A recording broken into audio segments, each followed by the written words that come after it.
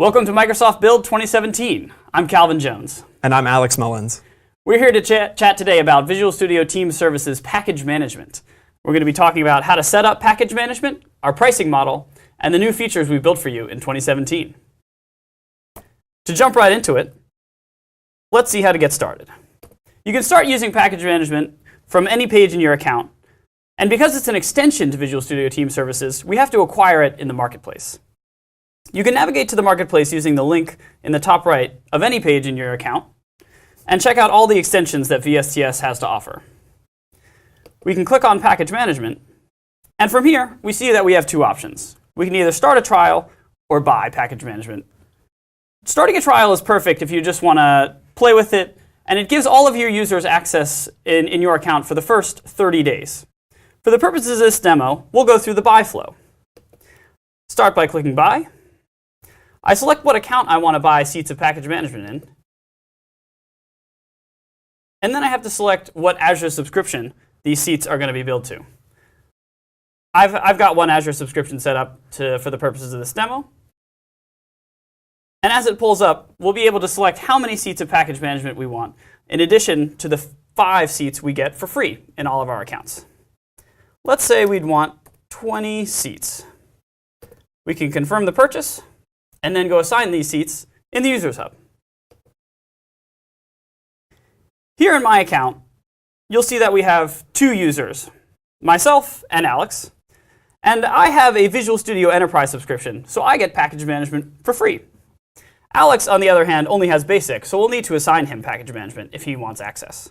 I can do so by navigating to Manage Extensions, checking Package Management, and saving the changes. Now, if we scroll down, we'll see that of the 25 total, 5 free plus 20 paid, I've assigned 1 to Alex, and I have 24 remaining.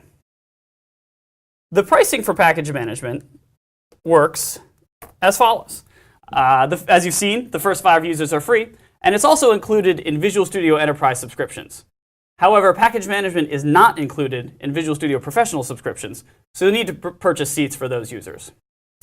Users 6 through 100 cost $4 a pop. Users 101 through 1,000 cost $1.50, and users 1,001 and onward cost 50 cents. Alex, you want to chat about the new features that we've got in 2017? Absolutely. Thanks, Calvin. Yeah, so we've done a lot of great work on package management in the 6 months since we did our last build pre-recorded video, if you'll remember. So some exciting stuff I'd love to share with you today. First, just looking at our new user experience, we've kind of updated, modernized, and really built package management out and gotten it ready for the future. We've also completely redone a lot of our NuGet build tasks to make it easier, especially for small accounts who are just kind of getting started trying package management, maybe went through the trial flow that Calvin talked about, to really kind of help you be successful.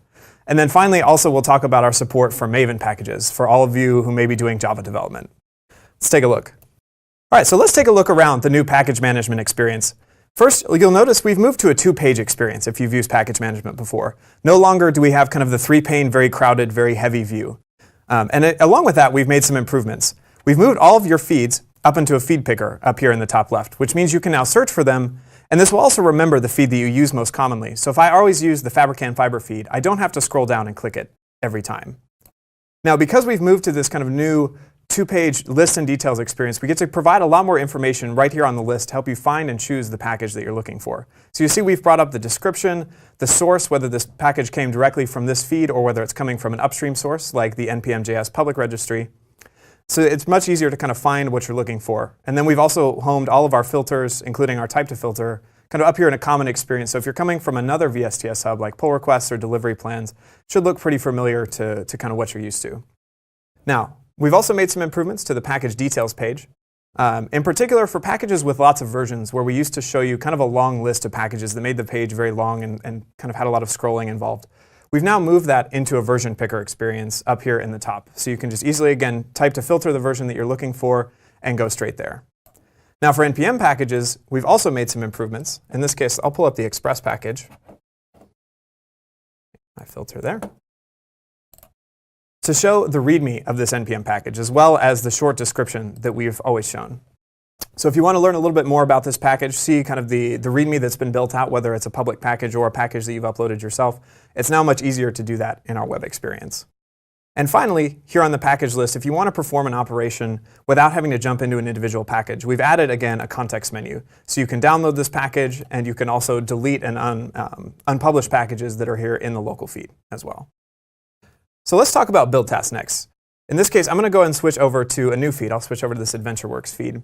And in this case, someone has already published a package for me, and I want to go and consume this Cycle Services package. So we'll take a look at what that looks like in Visual Studio 2017, and then also take a look at what it takes to build that same solution in TeamBuild. So for starters, if you're using Visual Studio 2015 or 2017, authentication just works to Team Services feeds. So if I want to use this package, I can simply go connect to feed. I'll go and copy my feed URL. And then when I switch to Visual Studio, if I open the NuGet Package Manager, can choose Settings, and I'll just go ahead and add a new package source. Call that AW. Perfect. And now if I change my package source in the package manager, we'll let it pull down my list of packages, which always takes a couple seconds the first time. I'll be able to install the package that we just looked at and use it in my solution. So I'll go ahead and do that. That package will install, it'll come down. For the purposes of the demo, I've already kind of pre-written some code that takes advantage of that. You can see my very, very fancy code base over here of a single line. But now if I'll run the build that the package is installed, the build will pass and everything, again, just works. So let's take a look at how we do that in TeamBuild. So if I come back to VSTS, in this case, I'll go ahead and create a new build definition. For many of you who've used TeamBuild before, you've probably used the Visual Studio build template. That's exactly what you need. So we'll go ahead and start with that again today. But we've made some improvements. You can see here that the template is telling me that there's a new version of this task available. Shortly, it'll be the default. So when you start with a new Visual Studio build template, you won't actually have to make this change. But we thought we'd keep it in for the demo to kind of give you a comparison of what it used to look like. Kind of lots of options down here, really not that straightforward of a task, to kind of the new NuGet Restore task that's now available. And some of the key improvements that we've made here is now, especially for the kind of smaller projects where you may just be using a single VSTS feed, you don't want to have to check in a NuGet config file like you used to have to do.